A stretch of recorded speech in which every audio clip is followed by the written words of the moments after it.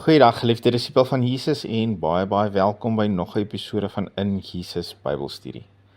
Ons gesels oor 'n baie belangrike onderwerp en my tema vir die reeks is Jesus, Here van my lewe. Maar is eintlik 'n vraag wat ons onsself moet afvra, naamlik, is Jesus werklik Here van my lewe? Want of hy is Here van my lewe, of ek is.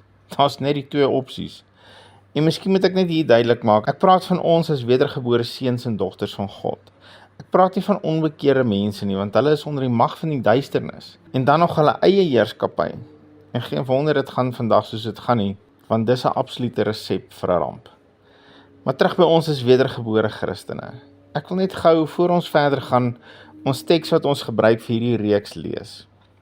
Matteus 16 vers 24 wat sê, toe sê Jesus vir sy disippels, as iemand agter my aan wil kom, moet hy homself verloon en sy kruis opneem en my volg. Selfgesentreerdheid, of soos die Engelse dit noem, self-centeredness, is so groot in ons samelewing vandag. Dis eintlik skrikwekkend. En ja, dis selfs in die kerk ook.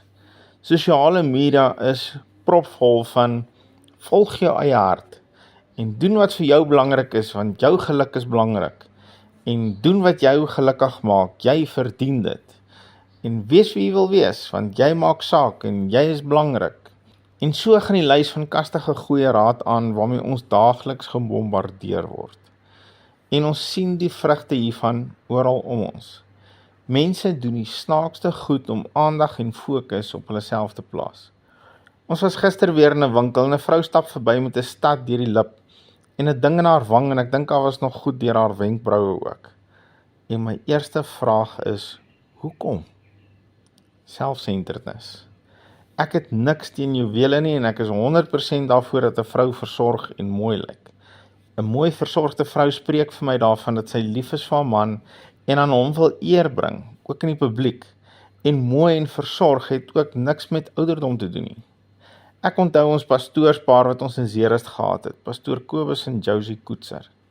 Ek dink tannie Josie was op daai stadium seker al in haar 60's gewees. Maar man, jy kon haar altyd deur 'n ring trek. Sy was so mooi en statige vrou. Wel, sy seker steeds, ek het net baie lanklaas met haar kontak gehad. Maar sy was altyd mooi aangetrek en die hare mooi gedoen en sy het seker juwele ook gedra, ek kan nie onthou nie. Maar sy het dit net nie gedoen om aandag op haarself te trek nie. Sy was bitter baie lief vir Jesus en totaal en al uitverkoop daaraan om hom en sy bruid te dien en haar man in die proses te ondersteun.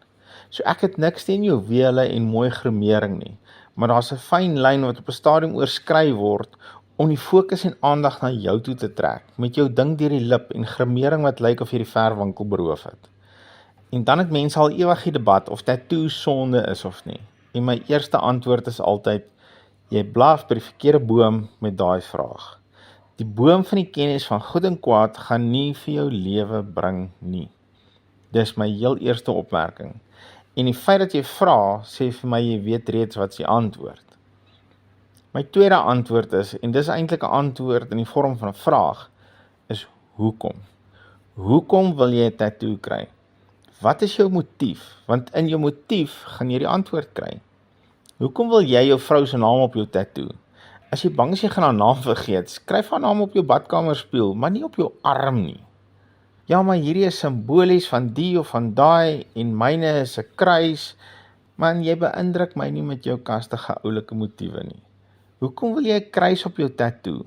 Hang jy om jou nek of plant jy by jou huis of in jou tuin of hang jy teen jou sitkamer se muur op as jy wil? Die enigste rede hoekom jy een op jouself wil tattoo is self-centeredness. En mense het allerlei onbenullige verskonings, maar die bottom line van iets soos 'n tattoo is self-centeredness. Kyk hoe mooi is my tattoo. En myne is groter as joune, en was dierder as joune, en mooier as joune, en was seerder as joune, en myne het meer sentimentele waarde as joune, en. Kyk na my. Fokus asseblief net bietjie op my. Dis wat 'n tattoo doen. En God is lief vir jou, met jou tattoo en al, en ek is lief vir jou. En as jy wedergebore is, kan jy in die hemel ingaan. Maar ek's redelik oortuig jou verheerlikte liggaam gaan nie jou tattoo of jou stats op hê nie. Want daar gaan dit nie oor my en jou gaan nie.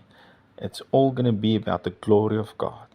En ek noem nou goed so stats en tattoos as voorbeelde, maar daar is duisende vorms van self-centeredness oral om ons.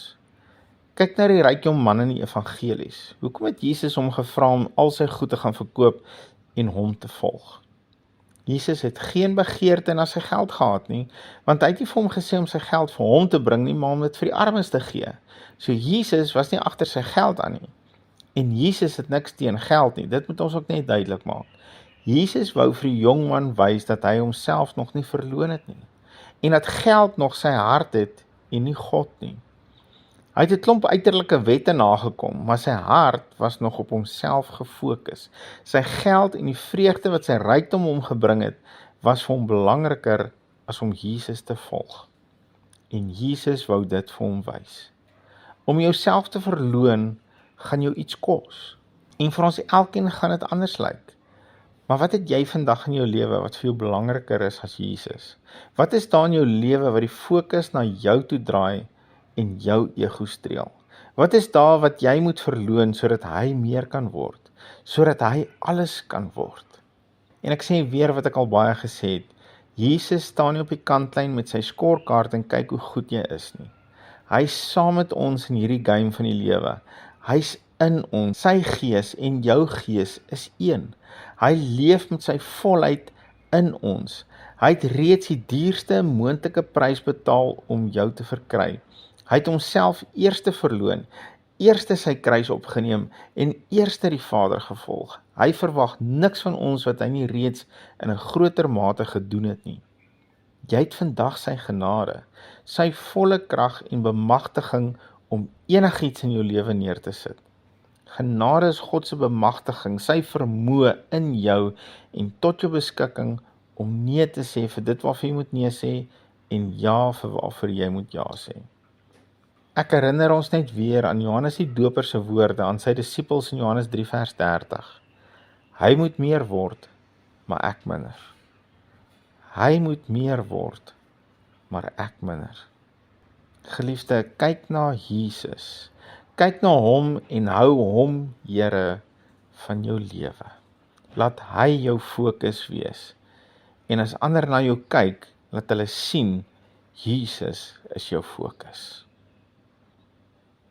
Here, help ons om onsself te kan verloon.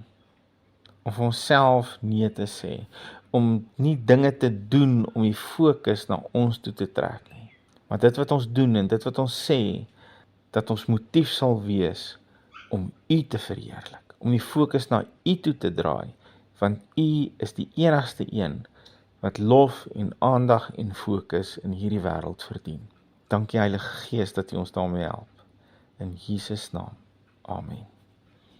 Geliefde van Jesus, hou jou oog op Jesus en jou neus in sy woord.